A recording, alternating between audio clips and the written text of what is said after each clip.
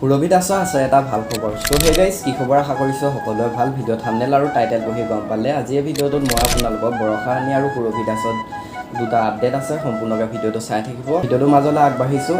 অসম কন্যা সুৰভিয়ে দিলে এটি ভাল খবৰ। খবৰটো শুনি আপোনালোকৰ ভাল লাগিব।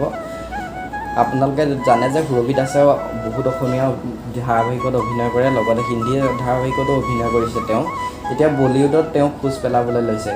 আহিবলগীয়া এখন পেন ইণ্ডিয়া মুভিত আপোনালোকে দেখিবলৈ পাব সুৰভিক। অভিনেত্ৰীগৰাকীয়ে নিজৰ ইনষ্টাগ্ৰাম হেণ্ডেলৰ জৰিয়তে জনালে সেইটো ভাল খবৰ।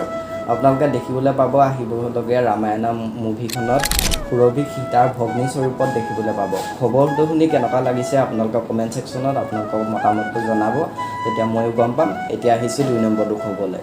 বৰষা ৰাণী বাৰ ভাগৰ আছে এটা ভাল খবৰ। চিকাগোত অনুষ্ঠিত হোৱা 2025 বৰ্ষ অসম অধিৱেশনত দেখিবলৈ পোৱা গৈছে বৰষা বা আৰু বৰষা বা পৰিয়ালটো। লগতে দেখিবলৈ পোৱা গৈছে অসমৰ বহুতো অভিনেতা অভিনেত্ৰীক। দীপিকা বাও গৈছে আৰু এইটো এটা ভাল খবৰ। খবৰটো শুনি কেনেকুৱা পাইছে আপোনালোকৰ মতামতটো কমেণ্ট বক্সত কমেণ্ট এটা কৰি জনাব পাৰে। আজিৰ ভিডিঅ'টো ইমানখিনি আছে। ভিডিঅ' বনোৱাৰ অভ্যাস নাই, আজি এই ভিডিঅ'টো নতুন হয়। অনাগত দিনসমূহত আপোনালোকলৈ ভাল ভাল ভিডিঅ'সমূহ লৈ আহিম। নতুন যদি কোনোবা আহিছে চেনেলটো ছাবস্ক্ৰাইব কৰি ল'ব পাৰে। আৰু কেনেকুৱা ধৰণৰ খবৰ আপোনালোকৰ জানিবলৈ মন যায় কমেণ্ট বক্সত আপোনালোকৰ মতামতটো জনাব। আকৌ নতুন এটা ভিডিঅ'ত আপোনালোকৰ মাজলৈ আহিম।